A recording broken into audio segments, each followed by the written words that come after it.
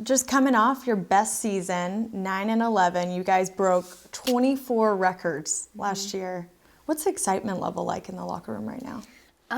They're pretty excited. I knew at the end when we finished our season last year that this year was going to be special, and I told them, you guys have such an advantage because you've been here now. We were about to go stand in the middle of that field and you're going to watch another team get a trophy.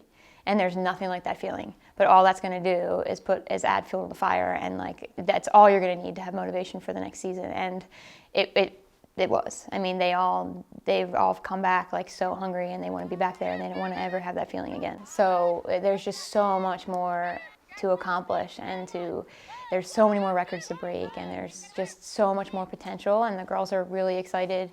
Like every day they're coming out and they have the opportunity to do something that's never been done. And I mean, you can't ask for much more as a coach. I mean, it motivates them just in itself. It's pretty incredible that this program switched from club to D1 6 years ago.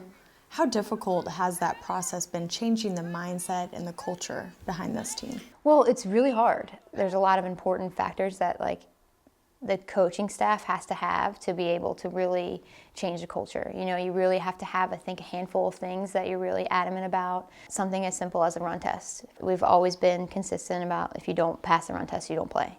My first year, I knew that everyone was going to go home over winter break and do nothing. I just knew it because it was my first year, and they're like, yeah, sure, coach, And we came back and only 7 people passed. And so we practiced with 7 people for a week.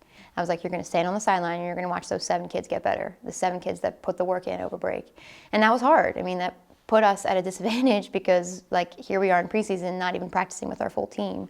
But they knew in that moment that we were serious about this. So the expectation is you have 2 run tests, you don't play until you pass them.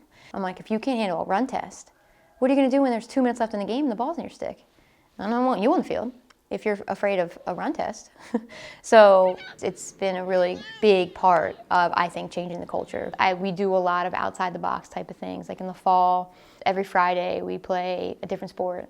And I just think it's so funny because I'm like, you guys, you call yourselves athletes, but you don't know how to play dodgeball. How do you not understand the rules of kickball? There's a problem here.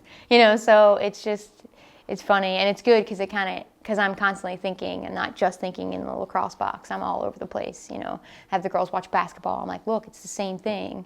So I think it's helpful, and it kind of gives us a little bit of an edge because we do things, obviously I haven't picked up on it yet, we do things a little bit differently than everybody else, but I like it. Seems like making this fun for the girls is pretty important to you too. Oh yeah, because there are times of this that are not fun. And I tell them all the time, I'm like, if you're not enjoying this, then you shouldn't be doing it. You have to want to be here.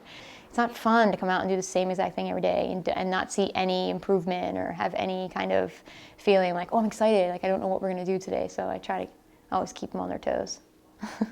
Freshman goalie, Catherine Woodrick. Apparently she was a top recruit out of high school. What do you expect from her this season? The freshmen in their first game is always, a roll of the dice because you're like, okay, they're prepared, but you can only prepare so much. You haven't played in an actual game yet. And she came out, and I mean, she was completely confident, totally calm. There's no limit for her. I mean, she's going to be phenomenal. The whole defense is also back. They were there in that tough game, that tough loss, the championship. So they got that extra edge. Yeah. Oh yeah. I mean, that's probably going to be our biggest highlight. Even though I think there's going to be a lot of other highlights, but our defensive end is going to be extremely solid. And I talk about this all the time too. We play a really tough schedule, and that's just my philosophy because in my mind, you don't get better by playing bad teams. I like for us to play a really tough schedule going into our conference play, so that by the time we get into it, we're prepared. I told the girls, I'm like, we had a tough game on Saturday, but now we had all week, we've exposed our weaknesses because we played a good team. So we have all week to get better and to improve. And we'll continue to do that all season because we're constantly playing good teams.